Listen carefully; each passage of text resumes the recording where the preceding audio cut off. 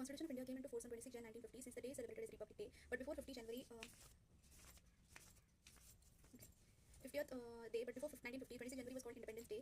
Since 26 January 1930, it was a day on which the thousands of people in villages and mohallas and towns and small and big groups would take independence pledge, committing themselves to complete independence of India from British rule. It was only fitting that new republic should come into being on that day, marking its very inception the continuity between struggle for independence and adoption of the constitution that made India a republic. The process of evolution of constitution began many decades before 26 Jan 1950 and has continued unabated since its origin lie deeply embedded in the struggle for independence from Britain and in the movement for responsible and constitutional government in the princely states. More than passing resolution on the need for or framing proposal for constitutional reforms, the heart of the national movement's contribution lay in its concrete political practice. This popularized among the people the notion of parliamentary democracy, republicanism, civil liberties, social and economic justice, which were among the essential principles of the constitution. For example, idea of parliamentary form of government was introduced into Indian political consciousness by inclusion of the term Congress in the name of Indian National Congress. The actual functioning of the Congress organization, especially 1920 onwards, after Gandhiji modified the Congress constitution, was based on elective principles. But all office bearers were chosen through election. But in the President of India Congress Committee or the Secretary of Village Level Congress Committee (AICC), which consisted delegates elected by provincial Congress committees, was irrelevant to the Lok Sabha in Parliament. Working committee was an equivalent of cabinet. This Congress President was counterpart of Prime Minister. Thus, when Constitution in 1950 adopted parliamentary form of government with the cabinet led by Prime Minister, it was not emulating; it was formalizing nationalist practice which the people were already familiar with. Even more than the form, it was a spirit of democracy on which, in the last and the first resort of foundation of constitutions, reset.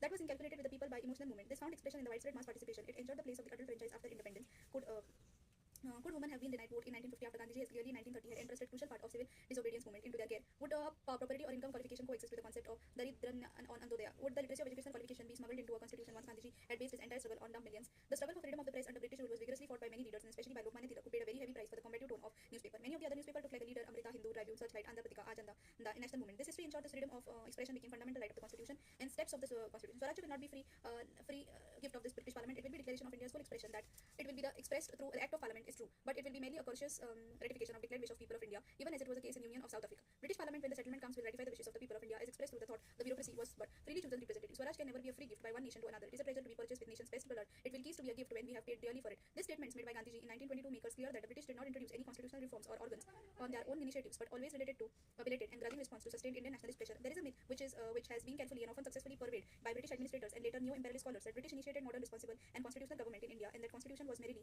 the culmination of series and constitutional initiative made by them in 1861, in 1891, 1909, 1990.